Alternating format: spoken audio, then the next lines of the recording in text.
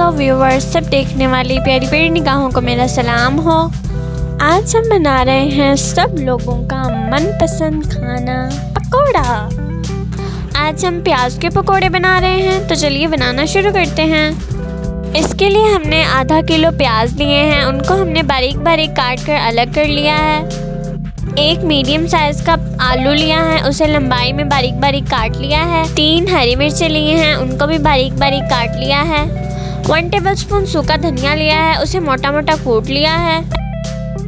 1 teaspoon नमक, 1 teaspoon हल्दी, 1 teaspoon कुटी हुई लाल मिर्च, 1 टीस्पून चाट मसाला, 1 टीस्पून पिसा हुआ गरम मसाला, 1 कप बेसन।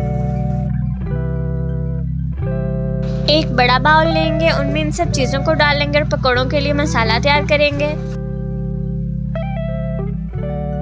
इसके अंदर आधा कप पानी डालेंगे और अच्छी तरह हाथों की मदद से सारी चीज़ें मिक्स करके मसाला बना लेंगे। मसाले को थोड़ा सख्त ही रखेंगे, बिल्कुल नरम मसाला नहीं तैयार करेंगे।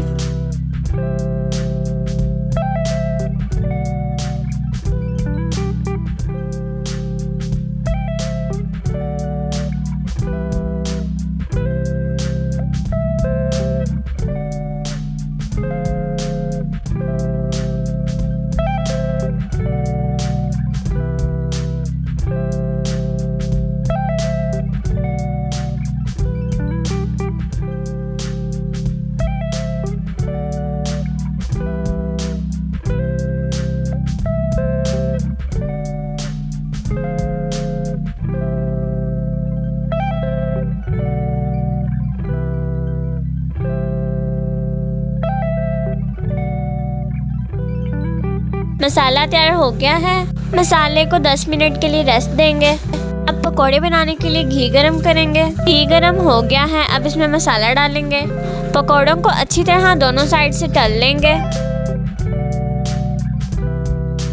पकोड़े दोनों साइडों से तल चुके हैं, अब इन्हें प्लेट में निकाल लेंगे और सर्व करेंगे।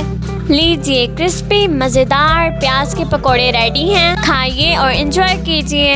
अगर वीडियो पसंद आए तो लाइक करें, हमारे चैनल को सब्सक्राइब करें, नई वीडियोस के लिए बेल आइकन को भी क्लिक करें। अल्लाह हाफिज़।